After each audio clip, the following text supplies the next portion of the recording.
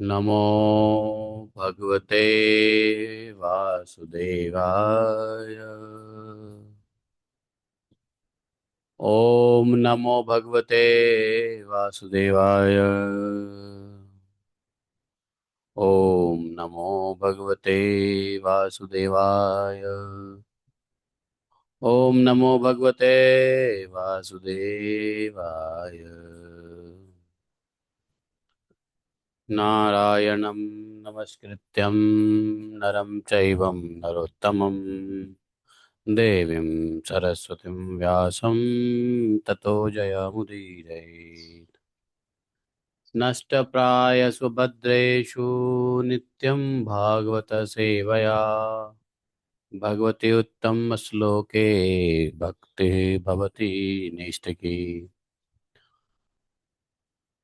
ॐ जन्मान्धस्य त्वन्वयादितरतः चार्थे सहाभिज्ञस्वराट् तेने ब्रह्महृदादिकवये मुह्यन्ति यत् सूर्यः तेजो वारिमृदा यथा विनिमयो यत्र तिसर्गो अमृषां धाम्नाय सदा नरस्तकोकम् सत्यं परममधीमहि धर्मः प्रोजितकैत्वत्र परमो निर्मत्सराणां सतां वेद्यं मातृवस्तु शिवदं तापत्रयोन्मूलनम् श्रीमद्भागवत महामुनि कृते किं वा परमेश्वरः सद्यो हृदयवदत्त कृतिभिः शुश्रूषित तत्क्षणात् निगमकल्पतरोर्गलितं फलं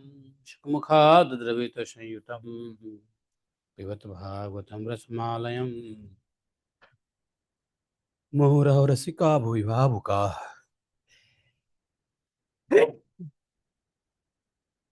श्री राधे। हरे कृष्ण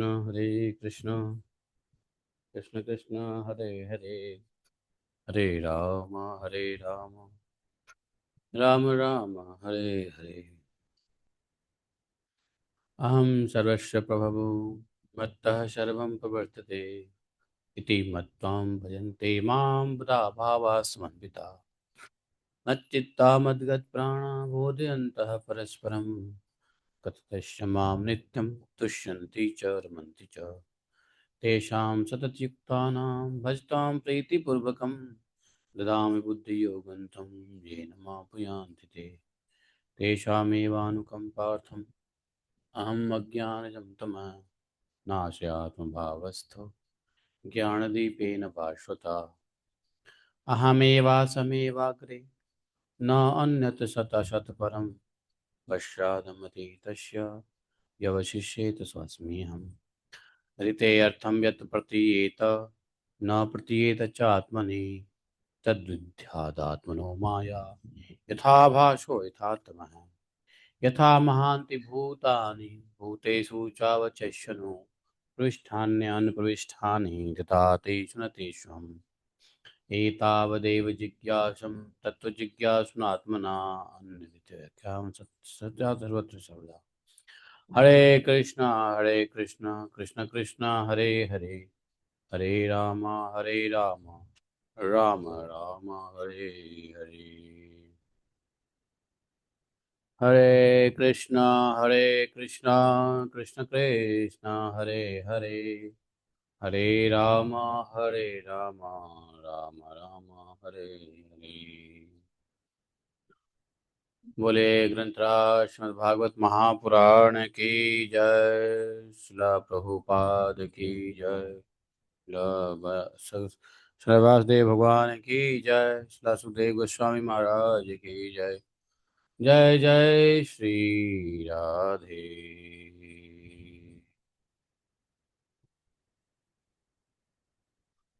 इसको फैला लो, अगर सुनो तो ये सो जाना। इसको फैला लो, अब दो है ना, आगे पीछे कर लो, सो जाना, ये सो जाना।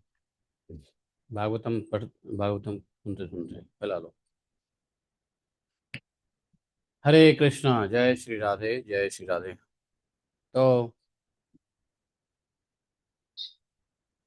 हरे कृष्णा, दंडवाद सबको, दंडवाद। तो भगवान की बड़ी कृपा है कि आज के दिन भी देखने को मिल रहे हैं। भागवत सत्संग की शुरुआत से हरि नाम के साथ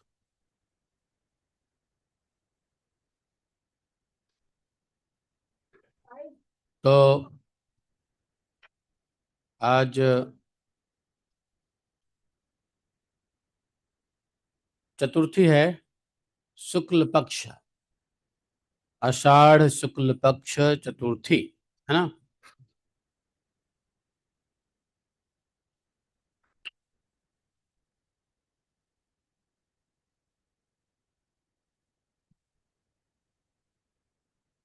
आज हम लोग चतुर्थी आषाढ़ शुक्ल चतुर्थी को चतुर्थो अध्याय करेंगे। चतुर्थी है और चौथा अध्याय।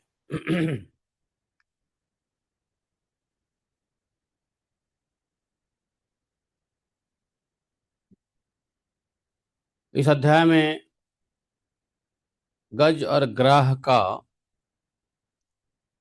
पूर्व जन्म के चरित्र और उनका उद्धार, जिस श्राप की वजह से उनको मिली थी यह योनि, और इस योनि में आकर के श्राप से उद्धार हुआ।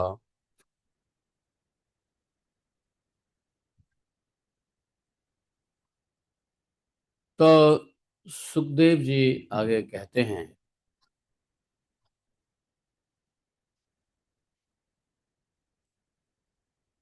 कल हम लोगों ने गजेंद्र मोक्ष स्तुति तो सुन ही लिया था, नहीं? गजेंद्र मोक्ष स्तुति डेली करो, डेली करना चाहिए। और हाँ, कल किसी ने प्रश्न किया था कि गजेंद्र मोक्ष स्तुति हमने जो हिंदी पढ़ा वो कहाँ से पढ़ा। किसने पूछा था? स्नेह प्रभा माता जी हैं? पूछा था ना? नहीं पूछा था? तो वो ऐसा है, गीता प्रेस का किताब, छोटी सी किताब आती है गजेंद्र मोक्ष स्तुति, गीता प्रेस से। आप वो जब खरीदेंगे तो उसमें पीछे हिंदी गद्य रूप में दिया हुआ है। समझे या नहीं समझे?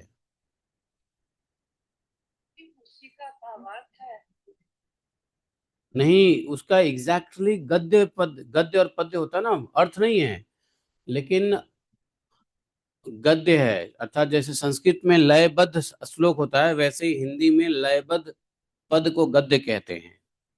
समझे नहीं समझे? लयबद्ध पद को गद्य कहते हैं हिंदी में। तो हिंदी जो है, जो लोग संस्कृत में नहीं पढ़ सकते हैं उनके लिए बहुत अच्छा ये हिंदी में पद्य बनाया है गीता प्रेस वालों ने। बहुत बहुत धन्यवाद। बहुत अच्छा है, पढ़ के मजा आ जाएगा। मन से है ओम नमन प्रभु को, जिससे यह जड़ चेतन बनता, जो परम पुरुष जो आदि बीज सर्वोपरि जिसकी ईश्वरता, जिसमें जिससे जिसके द्वारा जग की सत्ता, जो स्वयं यही, जो कारण कार्य परे सबके, जो निज भू आज शरण्य वही, अपने में ही अपनी माया से ही रचते हुए संसार, को हो कभी प्रकट अंतर्हित, कभी देखता है प्रकार, जो अभिदृक साक्षी बनकर जो पर से भी सदा परे, है जो स्वयं प्रकाशक अपना मेरी रक्षा आज करे, लोक लोकपालों का इन सब के कारण का भी संहार, कर देता संपूर्ण रूप से महाकाल का कठिन कुठार, अंधकार तब छा जाता है एक गहन गंभीर अपार, उसके पार चमकते जो विभू वेले मुझको आज संभार, देवता तथा ऋषि लोग नहीं जिस जिनके स्वरूप को जान सके, फिर कौन दूसरा जीव भला जो उनको कभी बखान सके, जो करते नाना रूप धरे लीला अनेक नट तुल्य रचा, है दुर्गम जिनका चरित सिंधु वे महापुरुष ले मुझे बचा, जो साधु स्वभावी सर्व सुहृद वे मुनिगण भी सब संग छोर, बस केवल मात्र आत्मा का सब भूतों से संबंध जोड़, जिनके मंगलमय पद दर्शन की इच्छा से बन में पालन, करते आलोक व्रत का खंड वे ही हैं मेरे अवलंबन। जिसका होता है जन्म नहीं केवल भ्रम से होता प्रतीत, जो कर्म और गुण दोष था जो नाम रूप से है अतीत। रचनी होती जब सृष्टि किंतु जब करना होता उसका लय, तब अंगीकृत कर लेता है इन धर्मों का वह यथा समय। उस परमेश्वर उस परम ब्रह्म उस अमित शक्ति को नमस्कार, जो अद्भुत कर्मा जो अरूप फिर भी लेता बहुरूप धार। परमात्मा जो सबका साक्षी उस आदि दीपक को नमस्कार, आत्मदीप को नमस्कार। जिस तक जाने में पथ में ही जाते मनवाणी चित्तहार। तो इस तरीके से पद्य पढ़ने में आपको बड़ा आनंद आएगा, खासकर माताओं को जिनको संस्कृत बहुत अच्छी नहीं आती है, उनको भी ये हिंदी में पढ़ना बहुत अच्छा लगेगा। हिंदी पद्य फल उतना ही मिलने वाला है। हाँ जी।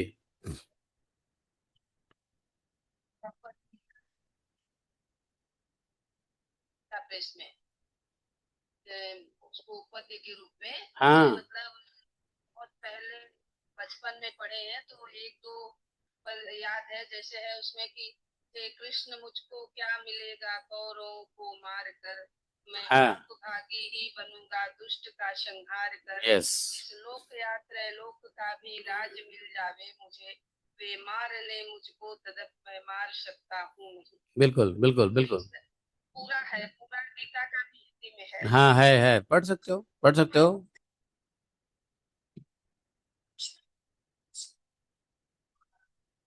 हाँ लेकिन गीता प्रेस अच्छा है, यूट्यूब सुनने के बजाय खुद किताब से पढ़िए, ज्यादा अच्छा है। तो गंगा डिवोशनल तो है ही, सही बात है। तो आप पढ़ सकते हैं। भगवान को सभी भाषाएं समझ में आती है। आपके भावना जहाँ से लगे वहीं से पढ़िए। मुझे ज़्यादा अच्छा संस्कृत में पढ़ना लगता है तो हम संस्कृत पढ़ें। आपको हिंदी पढ़ना अच्छा लगता है तो हिंदी पढ़ें। मैं संस्कृत पढ़ के ही भाव को समझ लेता हूँ तो ठीक है, अगर आपको हिंदी पढ़ के भाव समझ में आती है तो उसको पढ़ें। मेन भाव है जिससे आप भगवान से जुड़ते हैं। भाव जिस भाषा में उस भाषा से जुड़े, दिक्कत ही नहीं है। इसीलिए तो अवध के लोगों के लिए संस्कृत रामायण के बजाय हैं अवधी भाषा में रामचरितमानस दिया गया, ताकि लोग उसको समझ के भावपूर्वक। लेकिन आजकल लोगों की भाषा इतनी खराब हो गई है कि वो अवधि भी नहीं समझ पाते। अवध के लोग ही वो अवधि नहीं समझ पाते जिस अवधि में तुलसीदास जी ने लिख दिया है। लेकिन बहुत सारी बातें समझ में आ जाती है अवधि लोगों को, हिंदी भाषी को रामचरितमानस की बहुत सारी चीजें समझ में आ जाती है। आ, तो आप पढ़ सकते हो, कोई दिक्कत नहीं है। हाँ, गीता प्रेस ऐसे ऐसे मिरेकल करते हैं, उन्होंने ये बुक सब छापे हैं भक्तों के लिए। ठीक है पढ़ सकते हैं। श्री शुकवाच। तो हम लोग आज बढ़ते हैं, देखते हैं कि ग्राह कौन था और गजेंद्र कौन थे। तो सुखदेव जी ने कहा कि तदा देवर्षि गंधर्वा ब्रह्मेशान पुरोगमा मुमुचुः सुखमासारम संतः कर्म तिद्धरेः दुम दुम विभयो दिव्या गंधर्वा नृतुर्जुगुषु ऋषयश्चारणा सिद्धास्तुष्टुवुः पुरुषोत्तमम् योऽसौ ग्राह स वै सद्यः परमाश्चर्यरूपधृक् मुक्तो देवल शापेन पुः गन्धर्वसत्तमः प्रणम्य शिरसाधीशम् उत्तमश्लोकमव्ययम् अगायत यशो धाम कीर्तन्य गुण सत्कथम्। ओम अज्ञानतिमिरान्धस्य ज्ञानाञ्जनशलाकया चक्षुरुन्मीलितं येन तस्मै श्रीगुरुवे नमः। श्रीचैतन्यमनोभीष्टं स्थापितं येन भूतले स्वयं रूपा कदा मह्यं ददाति स्वपदान्तिकम्। वन्देऽहं श्रीगुरो श्रीपत्कमलं श्रीगुरून् वैष्णवांश श्रीरूपं सागरजातं सहगण रघुनाथान्वितं तं सजीवं साद्वैतं सावधूतं परिजनसहितं श्रीकृष्ण चैतन्यदेवं श्री राधा कृष्ण पादान सहगण ललिता श्री विशाखान्वितांश। हे कृष्ण करुणा सिंधो दीनबंधो जगतपते गोपेश गोपिका कांतम राधा कांतम नमोस्तुते। तप्त कांचन गौरांगी राधे वृंदावनेश्वरी वृषभानुसुते देवी प्रणमामि हरिप्रिये। वाञ्छाकल्पतरुभ्यश्च कृपा सिन्धुभय एव च पतितानां पावनेभ्यो वैष्णवेभ्यो नमो नमः। जय श्री कृष्ण चैतन्य प्रभु नित्यानंद श्री अद्वैत गदाधर श्रीवासादि गौर भक्तवृंद। हरे कृष्ण कृष्ण कृष्ण हरे हरे हरे राम राम राम हरे हरे। तो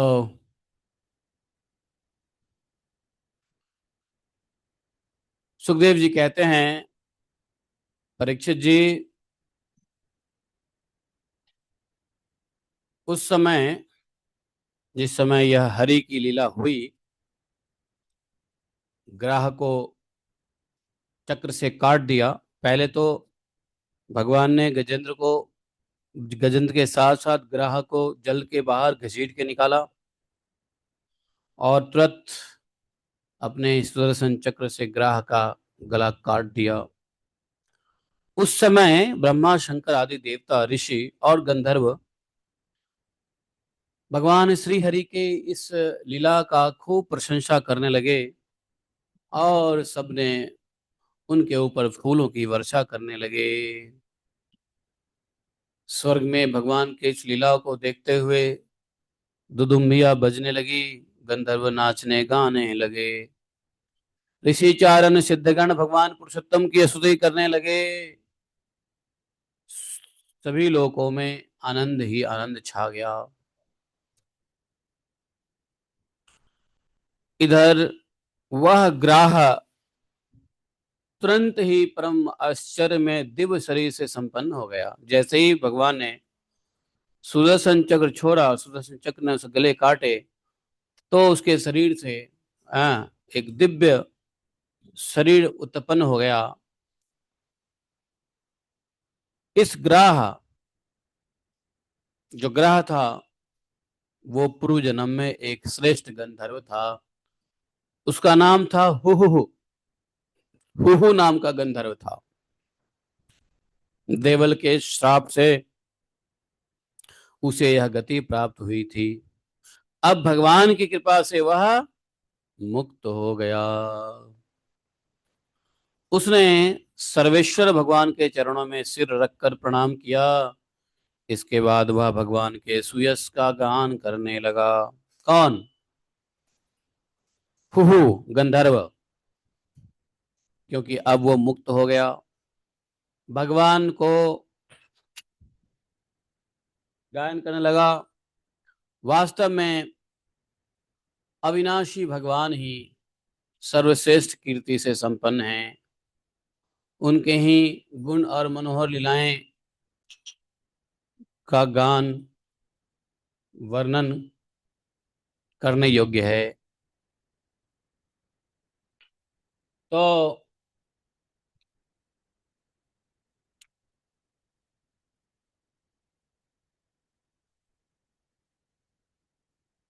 वास्तव में सो अनुकंपित बोला, सो अनुकंपित ईशेन परिक्रम्य प्रणम्य तमा लोकस्य पश्यतो लोकम सम स्व आन उन किल विषय स्व मगा उन्न कुल विषय। देखते देखते सबके सामने भगवान का उसने परिक्रमा किया। भगवान के कृपा पूर्ण स्पर्श से उसके सारे पाप ताप तो नष्ट हो ही गए। उसने भगवान की परिक्रमा करी और उनके चरणों में प्रणाम किया और सबके देखते देखते अपने लोक की यात्रा की। गजेंद्र भी भगवान का स्पर्श प्राप्त होते ही अज्ञान के बंधन से मुक्त हो गया। उसे भगवान का ही रूप प्राप्त हो गया। वह पीताम्बरधारी एवं चतुर्भुज बन गया। तो इसको भगवत प्राप्ति हुई और उस हुहु नाम के गंधर्व को क्या हुआ? श्राप मुक्त हो गया। अब गजेंद्र भी जो था पूर्व जन्म में एक राजा था। ठीक है, द्रविड़ द्रविड़ देश का राजा था। द्रविड़ है, पांड्य वंश में उत्पन्न एक राजा था वो। उसका नाम था इंद्रद्युम्न। वह भगवान का एक श्रेष्ठ उपासक और अत्यंत यशस्वी भक्त था। राजा लोग भगवान के भक्त हुआ करते थे। राजा भगवान का स्वरूप होता है। नरानाम अहम नरोत्तमः। तो नरोत्तम में जो राजा है भगवान का ही होता है विशेष। तो इसलिए भगवान की वह पूजा करता था। भगवान का भक्त हुआ करता था राजा। चाहे वो भगवान कृष्ण का भक्त हो, चाहे विष्णु का भक्त हो, चाहे शिव का भक्त हो, लेकिन भक्त हुआ करता था।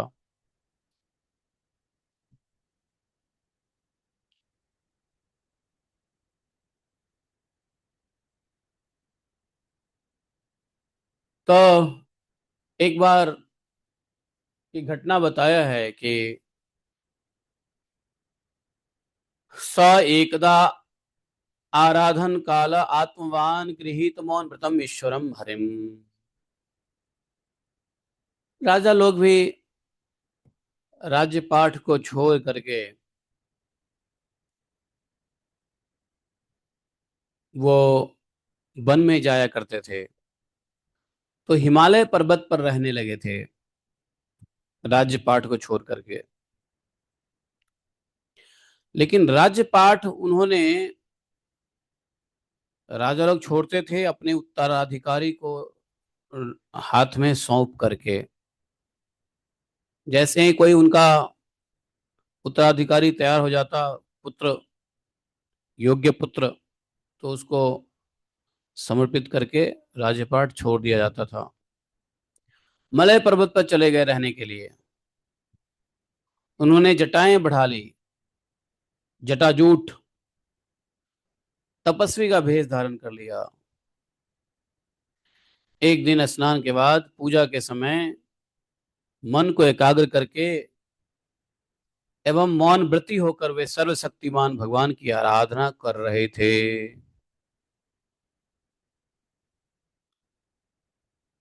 अब भेष धारण कर लिया कैसा? तपस्वी का, जटाएं बढ़ा ली। जटाजूट बढ़ा करके क्या करेंगे? तपस्या करेंगे। लीन थे एक बार भगवान की आराधना में,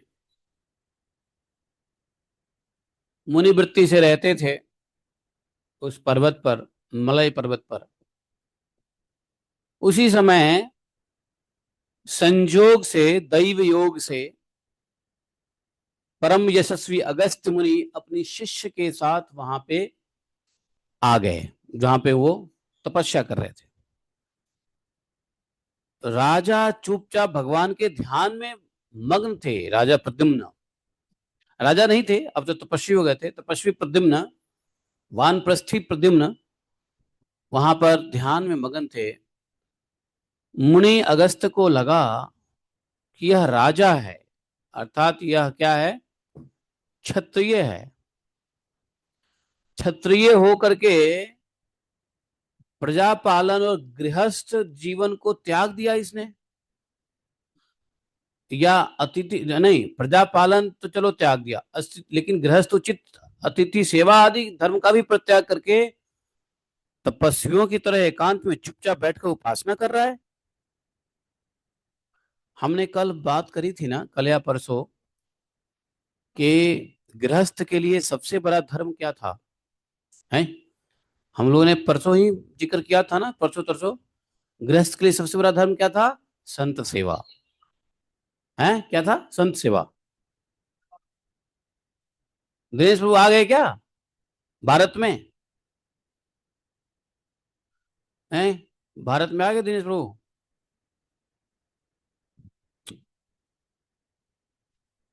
नहीं आए दिनेश प्रभु अभी तक?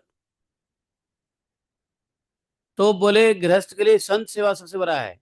और हमने ये भी बताया था कि यदि आप भगवान के ध्यान में हो, या आप माला कर रहे हो, जप कर रहे हो, यदि कोई संत आए तो गृहस्थ के लिए जप छोड़ के पहले संत की सेवा का ख्याल रखना चाहिए। ये बात हमने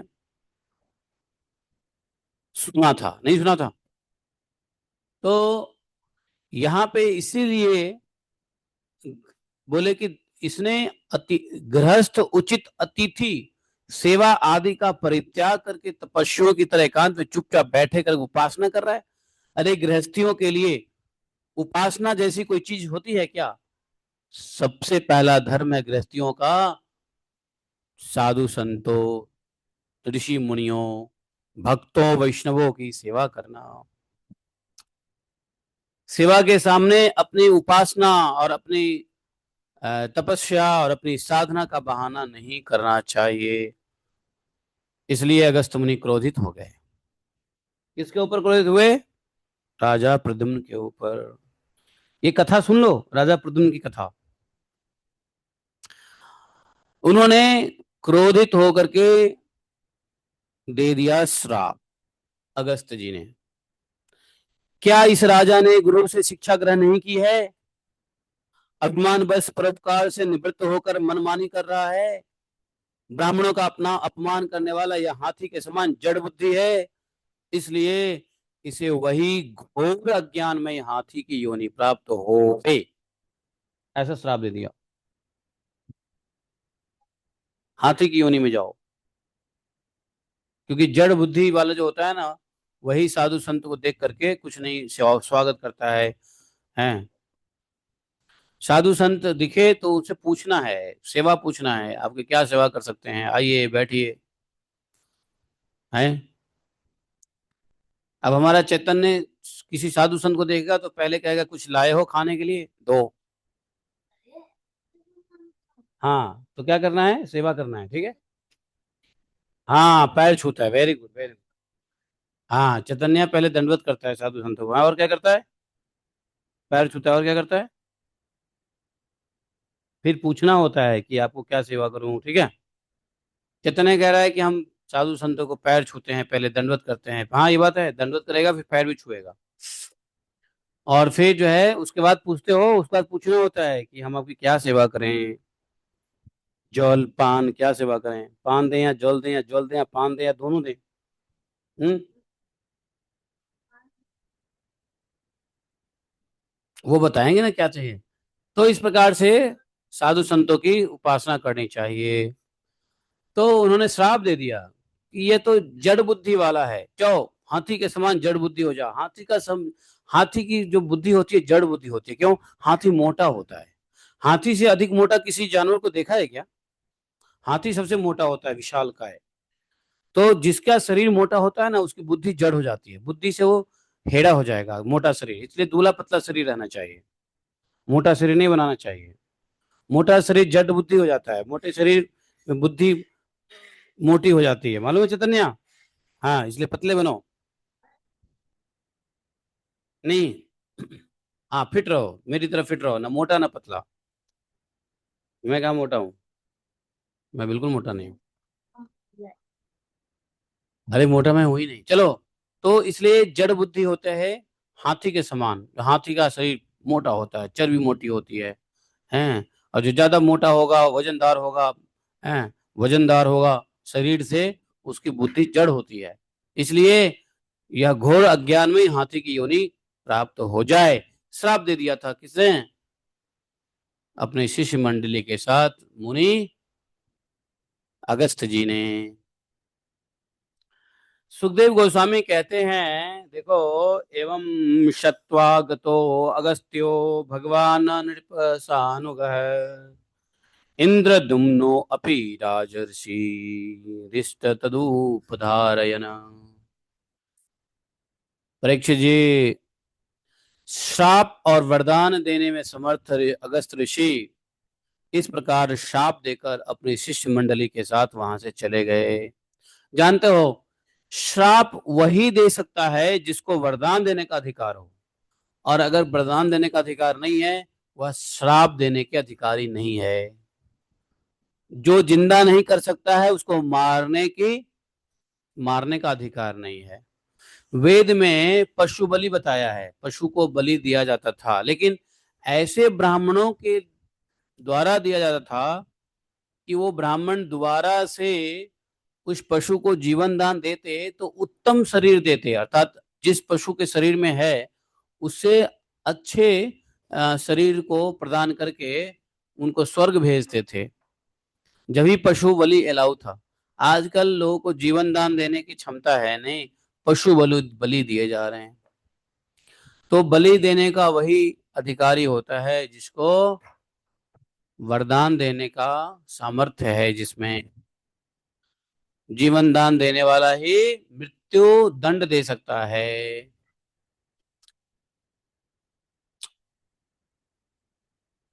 श्राप, तो ये जो अगस्त ऋषि थे वो श्राप देने में भी और वरदान देने दोनों में भी कुशल थे, योग्य थे। आ, इस प्रकार से श्राप देके शिष्य मंडली के साथ वहां से वो चलते बने।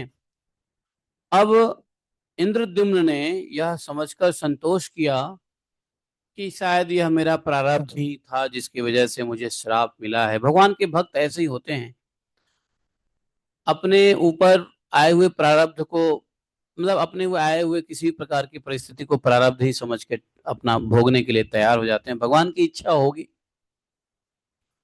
उन्होंने संतोष किया कि ये मेरे प्रारब्ध में ही ऐसा रहा होगा। इसके बाद आत्मा की विस्मृति करा देने वाली हाथी की योनि उन्हें प्राप्त हुई, है ना। वैसे तो इस संसार में सभी शरीर आत्मा की विस्मृति करा देता है, सिर्फ मनुष्य शरीर ही आत्मा को याद कर सकता है, समझ सकता है, वो भी भगवान की कृपा से। मनुष्य भी, मनुष्य योनि में आए हुए जीव आत्मा भी भगवत कृपा से ही है समझ सकता है आत्मा परमात्मा को, अथवा मनुष्य योनि भी कृपा विहीन पशु के समान आत्मा परमात्मा को नहीं समझ सकता। तो उसको आत्मा को भुला देने वाली ऐसी योनि मिली, हाथी की योनि। परंतु भगवान के आराधना उसने तो किया था ना, तो भगवान की आराधना का ऐसा प्रभाव रहा कि हाथी होने पर भी उसे भगवान की स्मृति हो ही गई थी। था तो हाथी बन गया था, लेकिन फिर भी भगवान की स्मृति उसे बनी रही कि भगवान भी कोई चीज हैं जो हमें रक्षा करते हैं, जिनके हमें शरण में जाना है। ये स्मृति रही, बस स्मरण रहा उसको। ये कहते हैं आराधना का प्रभाव, समझे। इसलिए भक्ति का नाश नहीं होता है, जप तप का नाश नहीं होता है, भागवत श्रवण का ह्रास नहीं होता है। किसी भी जन्म में जाएंगे अपने प्रारब्ध कर्मों से, तो उस जन्म में हमें भगवत ज्ञान जरूर याद रहेगा, भगवान की कृपा अनुभूति जरूर रहेगी, भगवान का शरण, भगवान का जो है स्तुतियां वगैरह सब। माला ले लो, यहाँ बैठो, माला लेके बैठो ना यहाँ पे, सुनो कथा सुनो, माला ले लो बैठो। गुरु जी को याद करो, माला लेके बैठो, गुरु जी को याद करो, माला लेके बैठो, माला करो। भागवत कथा सुनो, बोर क्यों होगे। भागवत में कथा में कोई बोर होता है, बैठो बैठो। क्या खेलना है, तो जाओ उधर उधर खेलो जाओ, आवाज नहीं आनी चाहिए, ठीक है। तो बोले कि उसके बाद ऐसा हुआ कि भगवान, कौन से भगवान ने गजेंद्र का उद्धार किया, श्री हरि भगवान ने, है कि नहीं। श्री हरि भगवान के कई नामों में हरि भी इसलिए एक नाम जुड़ गया भगवान की इस लीला से, भगवान के इस अवतार से, समझे। भगवान ऐसे तो हैं। हम्म। भगवान का हरि नाम इतना प्यारा और शॉर्ट है, संक्षेप है। कोई एक बार ऐसा है, स्मृतियों में लिखा गया है कि नामनो अस्ति यावती, क्या, नामनो अस्ति यावती शक्ति पाप निर निहरण हरि, ऐसा लिखा हुआ है। नामनो अस्ति यावती शक्ति पाप निर्हरणे हरे स्वपचो अपि नरः कर्तुम क्षमस्तावन किल विषम। अनुस्मृति में कहा गया है कि श्री हरि के नाम में पाप नाश करने की जितनी शक्ति है, उतने पाप करने वाले चंडाल में पाप करने की क्षमता नहीं है। चांडाल लोग जितना पाप नहीं कर सकता है, उससे अधिक पाप को नाश करने की क्षमता श्री हरि में है। समझे कि नहीं समझे हैं? तो हरि, एक और शब्द आता है जिसमें कहा, एक और है, यहां तक कि कौन सा श्लोक है, श्रीमद् भागवतम में है।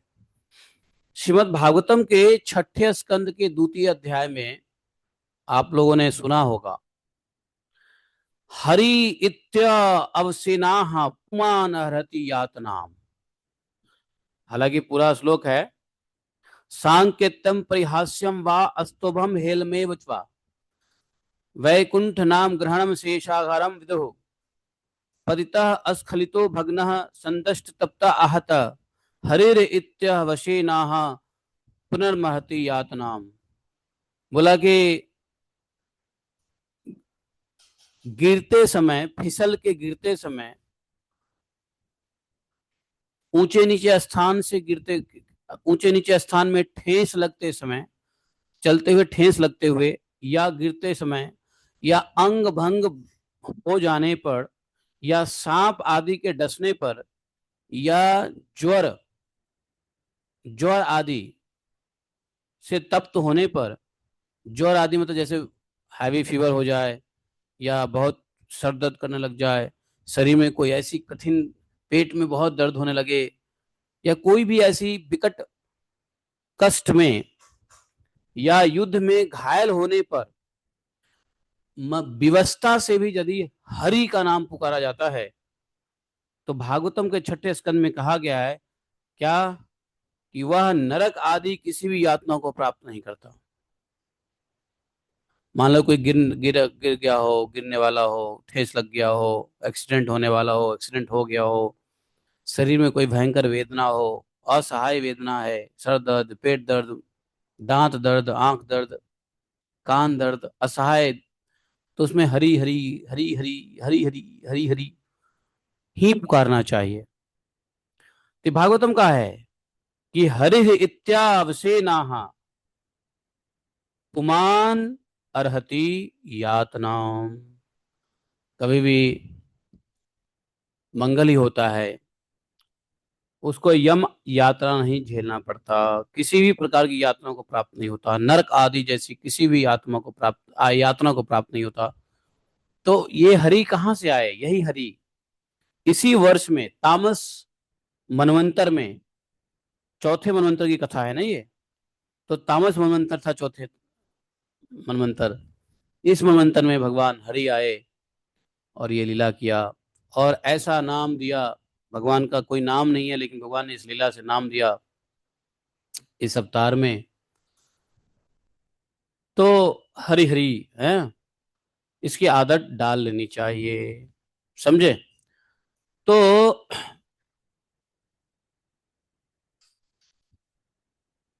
गजेंद्र का उद्धार करके श्री हरि ने गजेंद्र को क्या किया? अपना पार्षद बना लिया। गंधर्व सिद्ध देवता उनकी इस लीला का गान करने लगे, और वे पार्षद रूप गजेंद्र को साथ ले गरुड़ पर सवार होकर अपने अलौकिक धाम को चले गए। गजेंद्र को साथ ले गए भगवान।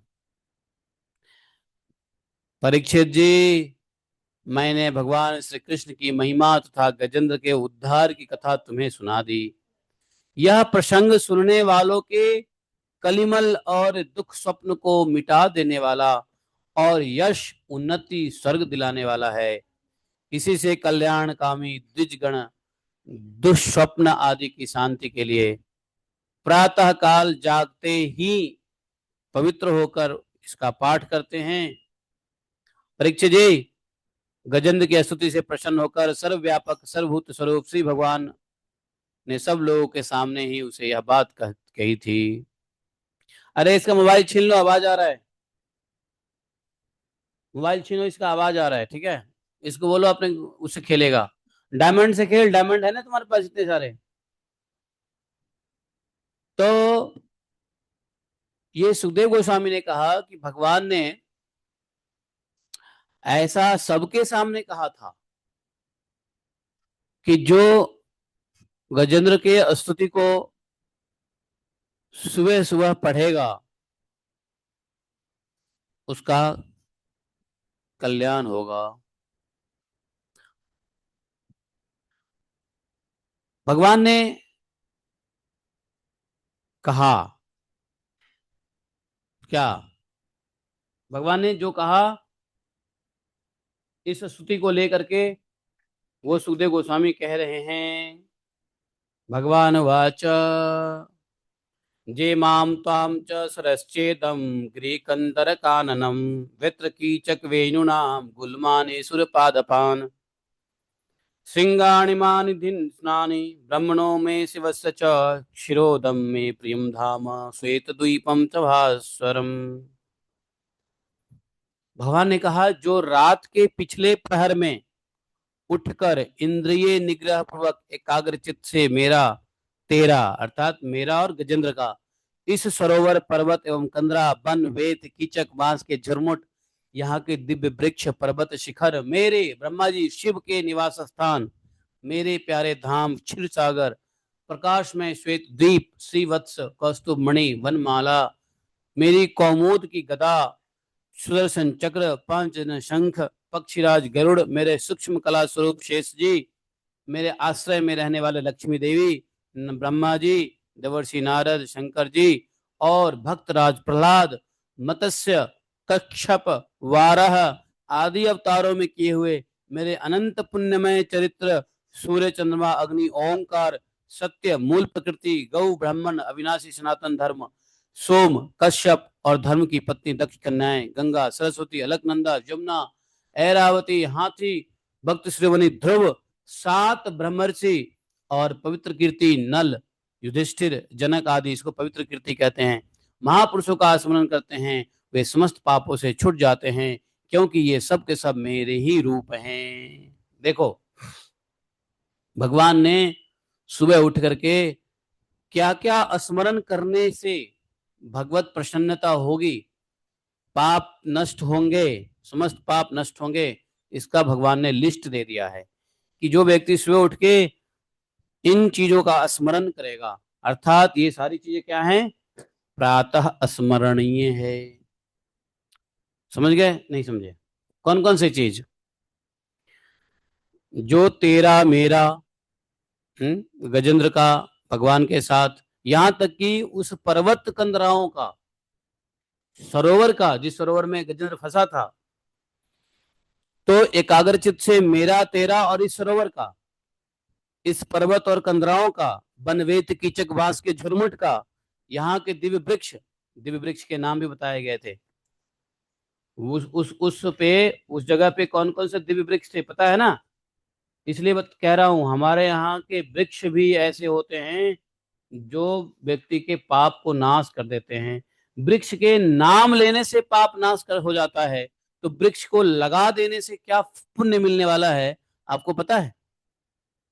आप हम उम्मीद नहीं कर सकते हैं, उम्मीद से कहीं ज्यादा ऐसे ऐसे वृक्ष के नाम बताए हैं। भगवान स्वयं कह रहे हैं पर्वत कंदरा के नाम, वन वेत कीचक बांस के झुरमुट यहाँ के दिव्य वृक्षों के नाम, पर्वत शिखरों के नाम। तो दिव्य वृक्षों के नाम में क्या नाम बताया है? पारिजात गुलाब अशोक चंपा आम, प्रियाल, कटहल, आमर, सुपारी, नारियल, खजूर, बजौड़ा, महुआ, साखू, तार, तमाल, आसन, अर्जुन, रीठा, गूगल, पाकर, बरगद, पलास, चंदन, नीम, कचनार, साल, देवदारू, दाख, ईख, केला, जामुन, बेर, रुद्राक्ष, हर्रे, आंवला, बेल, कैथ, नींबू और भिलावे, ये वृक्ष है। और मेरे मेरा भी स्मरण, ब्रह्मा जी का स्मरण और शिव जी के निवास स्थान का स्मरण, मेरे धाम का स्मरण, मेरे श्वेत द्वीप का स्मरण, मेरे श्रीवत्स का स्मरण जो सुबह सुबह करे, मेरे कौस्तुभ मणि, बनमाला, मेरी कौमुदी गदा का भी स्मरण करे, यहाँ तक कि मेरे सुदर्शन चक्र और पंचजंग शंख का भी अगर स्मरण करे, गरुड़ का भी, हमारे पक्षीराज गरुड़ का भी यदि स्मरण करे सुबह सुबह, मेरे सूक्ष्म कला स्वरूप शेष जी, मेरे आश्रम में रहने वाली लक्ष्मी देवी का भी स्मरण करे, ब्रह्मा जी, नारद जी, शंकर जी, प्रहलाद जी का स्मरण होना चाहिए, मत्स्य अवतार का स्मरण, कच्छप अवतार का, 12 अवतार का स्मरण होना चाहिए, 10 अवतार का स्मरण हो, हमारे पुण्य चरित्र का स्मरण हो, यदि भगवान के कोई लीला का, यहाँ तक कि सूर्य, चंद्रमा, अग्नि, ओंकार, सत्य, मूल, प्रकृति, गौ, ब्राह्मण है, ये सब का, नदियों में कहा है गंगा, सरस्वती, अलकनंदा, यमुना, है ना, हाथियों में ऐरावत, भक्तों में ध्रुव शिरोमणि है, भक्त शिरोमणि, 7 ब्रह्मर्षि और पवित्र कीर्ति जो लोग हैं उनके नाम स्मरण करने से समस्त पाप छूट जाते हैं। नल, युधिष्ठिर, जनक आदि, इसमें नल हैं, युधिष्ठिर हैं, भीष्म हैं, जनक है, हाँ, बहुत सारे इसको पवित्र कीर्ति पर्सनालिटी हैं। तो ये सब प्रातः स्मरणीय है। तो प्रातः स्मरणीय में उन्होंने कहा कि यह कथा प्रसंग भी स्मरणीय यदि हो जाए तो लोगों का कल्याण होवे। प्यारे गजेंद्र, सुनो, एक बात और कह दिए 26 श्लोक में। सुखदेव गोस्वामी कह रहे हैं भगवान की बातों को, अर्थात अब पैसिवली बोल रहे हैं। अभी भगवान ने एक्टिव बोला था, एक्टिव वॉइस में बोला था, अब पैसिव वॉइस में सुखदेव गोस्वामी भगवान की बातों को कह रहे हैं।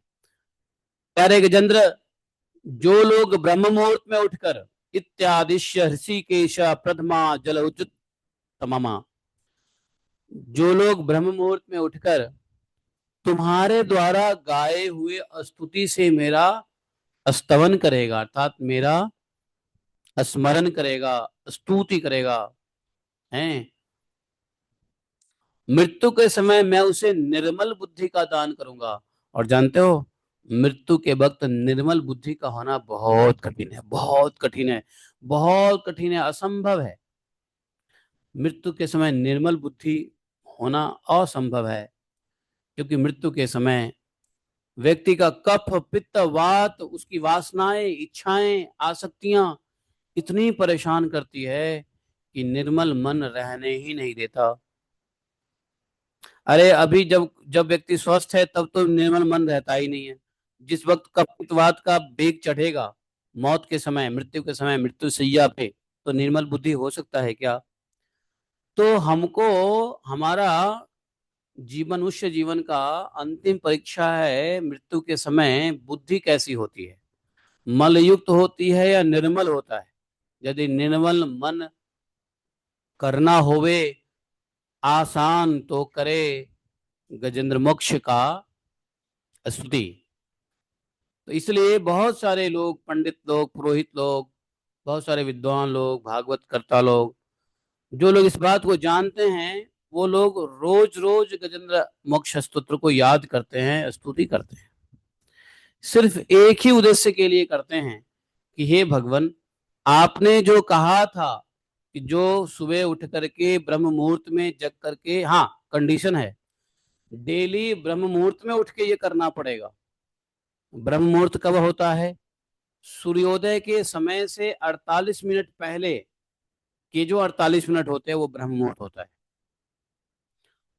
सूर्योदय के समय से 48 मिनट पहले का जो 48 मिनट होता है वो होता है ब्रह्म मुहूर्त।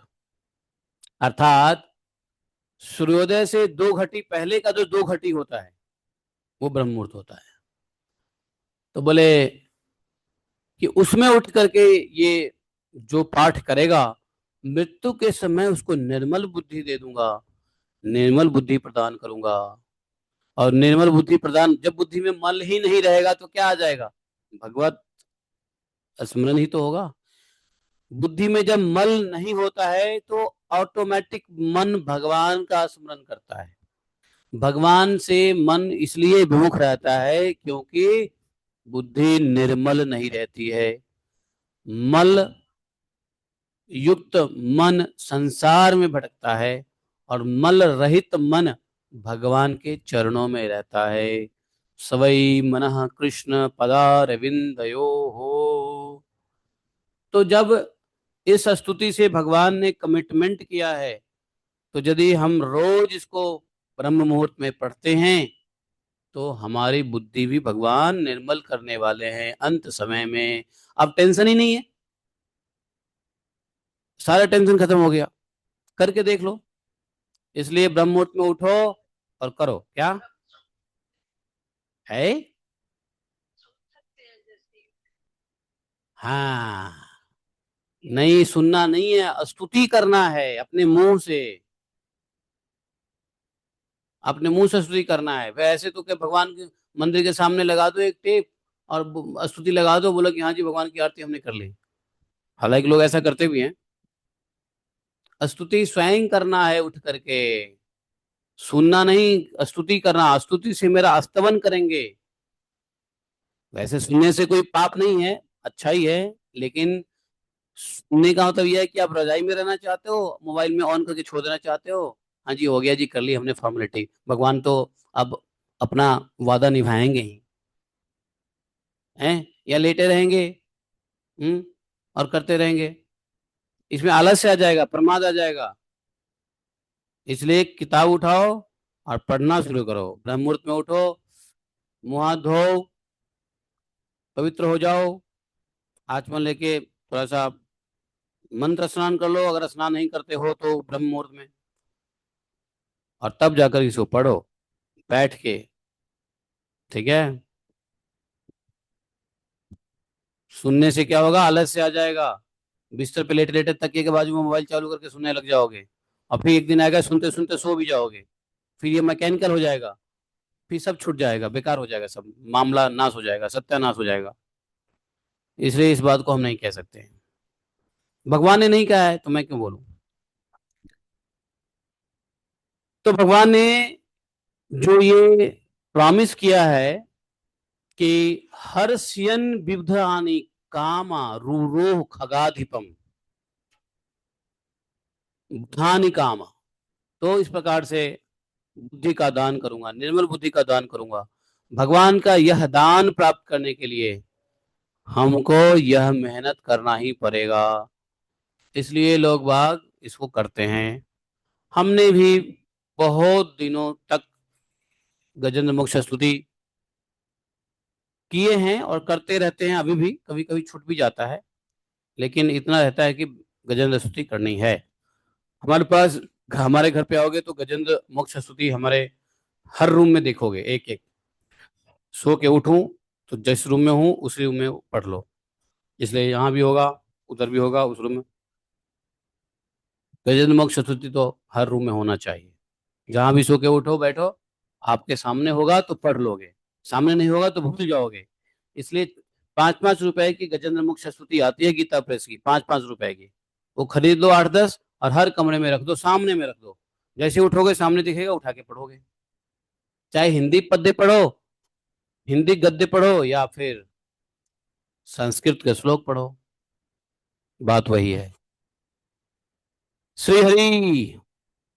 सुखदेव जी कहते हैं अंतिम श्लोक में,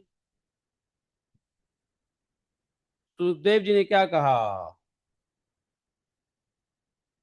हैं?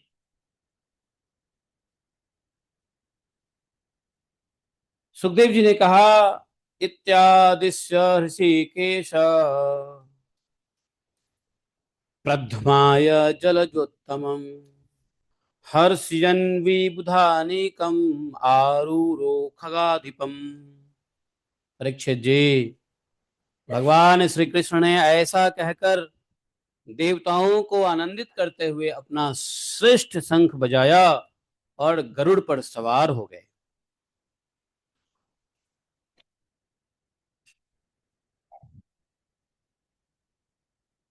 खासकर मैं बता रहा हूं, जो लोग बूढ़े बुजुर्ग हैं, जिनको लगता है कि मेरी आयु 70+ हो चुकी है, 65+ हो चुका है, जिनको लगता है कि मैं अगले 10 साल में, 15 साल में इस दुनिया को छोड़ने वाला हूँ, इस शरीर को छोड़ने वाला हूँ, तो कम से कम मृत्यु के 10-12 वर्ष पूर्व नित्य यह गजेंद्र मोक्ष स्तुति कर लो।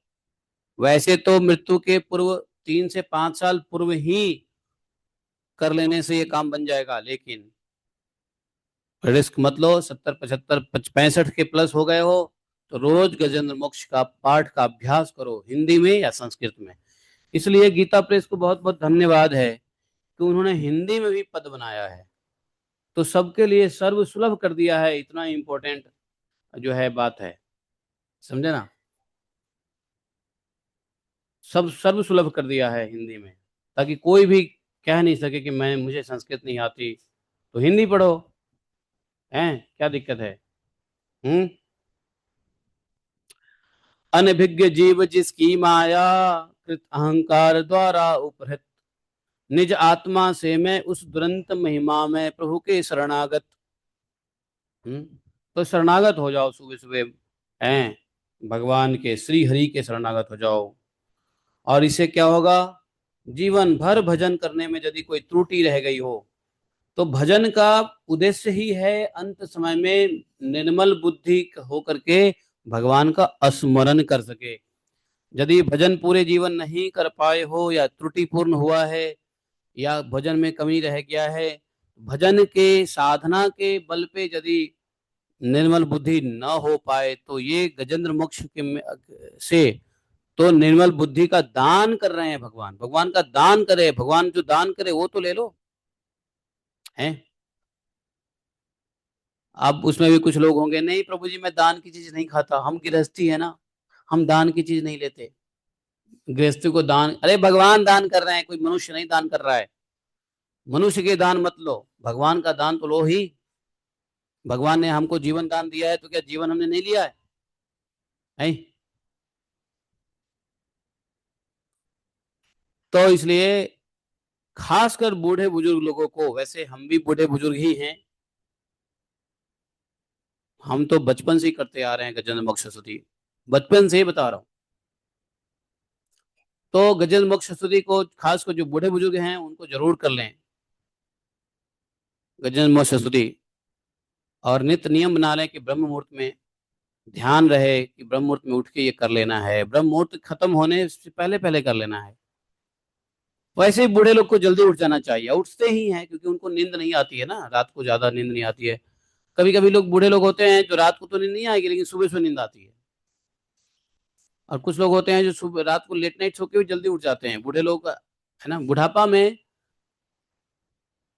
हमारी प्रकृति जो है, शरीर की प्रकृति, वो नींद कम कर देती है। बुढ़ापा में शरीर की प्रकृति ही ऐसी हो जाती है कि नींद कम आता है। जब नींद कम आएगा, किस लिए, तो क्या करना चाहिए? उस समय को भगवान के भजन में लगाना चाहिए। बूढ़े लोगों को यदि नींद नहीं आवे, तो गोली वोली नहीं खाना चाहिए, बैठ के भगवान का नाम जप करे, हरे कृष्णा। डॉक्टर के पास मत भागो, नींद नहीं आ रही है, नींद नहीं आ रही है, अरे भजन करो, भजन के लिए प्रकृति बताते हैं। बच्चे को ज्यादा नींद मिलता है प्रकृति से, क्यों? उसको अभी अन्नमय कोश का विकास होना है, इसलिए ज्यादा नींद चाहिए बच्चों को। लेकिन बूढ़े लोगों को आनंदमय कोश का विकास करना है, इसलिए नींद को छीन लेती है प्रकृति। और मात्र रात के 2 घंटे 3 घंटे ही नींद आता है बूढ़े लोगों को। यहाँ पे कोई बूढ़े लोग हैं क्या, 75+ या 70+?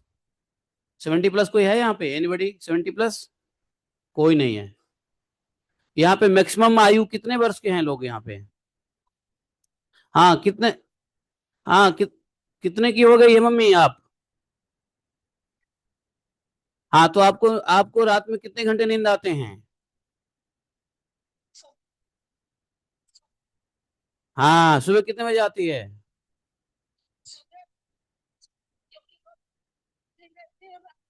हम्म। हाँ, तो अब ब्रह्म मुहूर्त में उठ करके गजेंद्र मोक्ष पढ़ोगी नहीं पढ़ोगी, हिंदी में बताओ। न- ना ना ना ना, किसी चीज को सही तरीके से करो। दिन में करो, दिन में मत करो। दिन में करो ना करो आपकी इच्छा है, लेकिन ब्रह्म मुहूर्त में अवश्य करो। भगवान ने कहा है कि जो ब्रह्म मुहूर्त में करेगा जग करके। देखो हमारे बीच माता जी हैं, माता जी की मम्मी जी। तो मम्मी क्यों बोलते हो आप, माता बोलो ना, मैया बोलो, माता बोलो, मम्मी मत बोलो, मम्मी तो बेकार शब्द है।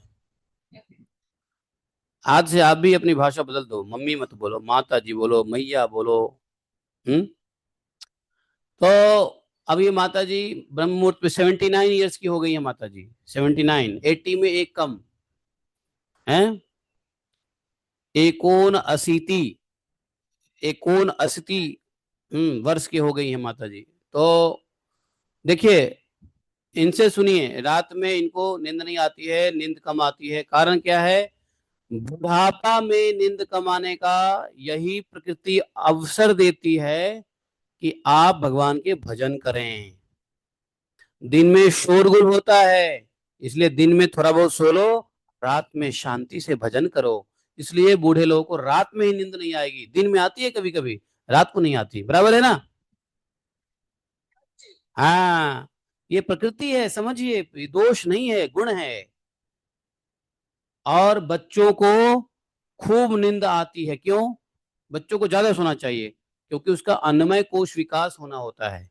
बच्चे और पहले से ही आनंदमय कोश में रहते हैं, तो बच्चों का आनंदमय कोश बहुत स्ट्रांग रहता है, और अन्नमय कोश कमजोर रहता है। तो अन्नमय कोश को मजबूत करने के लिए क्या होता है, उनको ज्यादा सोने की आवश्यकता होती है। और सोने से उनका अन्नमय कोश का डेवलपमेंट होता है, शरीर का डेवलपमेंट होता है। और बूढ़े लोगों में शरीर का डेवलपमेंट क्या होगा? जो होना था हो गया।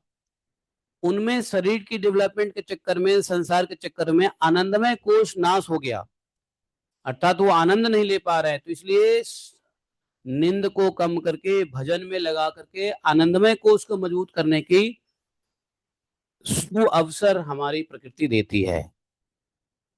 इसलिए बहुत सारे बूढ़े लोग होते हैं, बुजुर्ग लोग होते हैं, नींद नहीं आती है तो भागते हैं डॉक्टर के पास, दवाई लेते हैं, पता नहीं क्या क्या लेते हैं कि कैसे मैं सोऊं, कैसे मैं सोऊं। अरे भाई, क्यों सोने के चक्कर में पड़े हो? और नींद पूरे रात में जगे रहेंगे, और नींद आएगी तो सुबह सुबह आएगी नींद, जब उठ करके ये मुहूर्त में भगवान की ये, हाँ। इसलिए ब्रह्म मुहूर्त में उठ के 5 मिनट लगेंगे, इसको पढ़ के सो जाओ। अंत समय में भगवान निर्मल बुद्धि का दान जरूर करेंगे, और निर्मल बुद्धि होगा तो भगवान का स्मरण होगा, भगवान का चिंतन होगा, भागवत की बातें ध्यान में आएंगी, भगवत धाम ध्यान में आएगा, भक्त गण ध्यान में आएंगे, और कल्याण होगा। कितना आसान कर दिया भगवान ने, बताओ। मैं इससे बड़ा भी बड़ा, इससे भगवान दयालु, इससे ज्यादा भगवान क्या दयालु हैं? फिर अरे पूरे जिंदगी में भजन नहीं हुआ, कर्म में लगे रहे, गृहस्थी में फंसे रहे, ये कर लो कम से कम, निर्मल बुद्धि का दान करूंगा, है? तो बहुतों को तो ज्ञान नहीं, जिसको ज्ञान है वो मान नहीं, जिसको मान है उसमें अभ्यास नहीं।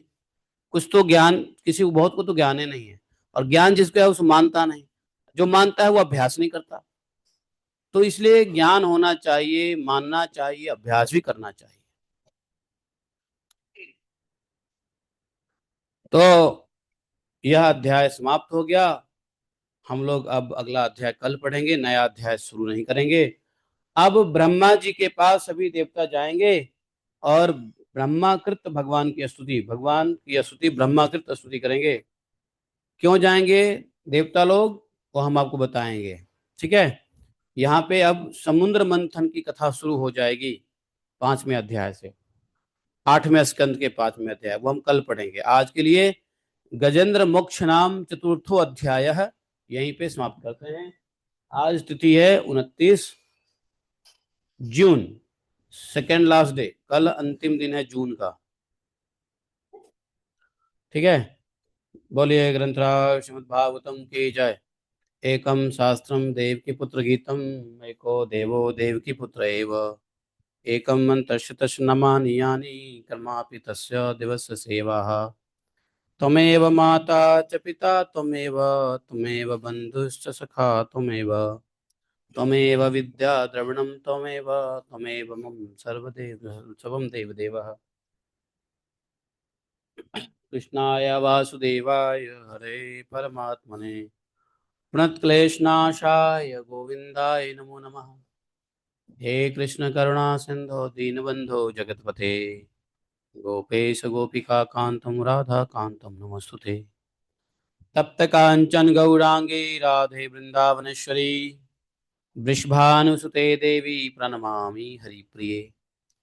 वाञ्छाकल्पतरुभ्यश्च कृपा सिन्धुभ्यैव च, पतितानां पावनेभ्यो वैष्णवेभ्यो नमो नमः।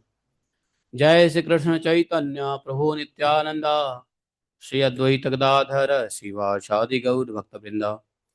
हरे कृष्ण कृष्ण कृष्ण हरे हरे, हरे राम राम राम हरे हरे। बोले श्रीमद् भागवत महापुराण की जय। श्रील प्रभुपाद की जय। Prashanti Mata ji, I shall call you today in day time. ठीक है, कल आपका फोन आया था, मैं नहीं उठा पाया। मैं आज आपको डे टाइम में बात करता हूँ। ठीक है, ओके। और जागोलनी माता जी, आप आने वाली थी, आप आई नहीं राधा कुंड पे।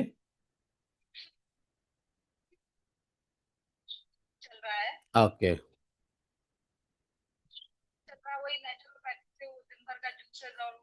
हाँ चलो बढ़िया, no problem no problem. Take care take care take care naturally, take care naturally है। Okay okay, very good. तो ठीक है, हम लोगों ने क्या समझा, गजेंद्र मोक्ष रोज पढ़ने लग जाओ। देवपुरी जी सो गए क्या? देवपुरी बाबा सो जाते हैं? अरे आपकी बात ही कई महीनों से नहीं सुना, तो लगता है आप सो गए, क्या करते पता नहीं। की बात कर रहे हैं आप 2 दिन से। हाँ, तो गजेंद्र के बारे में गुरु नानक क्या कहते हैं वो सुनाता हूँ आपको। हाँ ये बात है, सुनाइए सुनाइए। एक पद्य है 2 लाइन। हाँ सुनाइए। गुरु नानक कहते हैं, मुंबई में आ गए तो कहते बाल छूट गयो बंधन पर, बाल छूट गयो बंधन पर, कछु न हो तो पाए, तो नानक बोधार गज जो हो तो सहाय। नानक कह रहे हैं कि बल शरीर में बुढ़ापा आ गया, बल बहुत कम हो गया है और बहुत से बंधन पड़ गए हैं दादी दादी के, और कहते बहुत पीड़ा में भी। तो कहते मल जुट गयो बंधन पर है, कजूरा हो कोई उपाय दिखाई नहीं देता। गौ नानक का बोधर गज हो।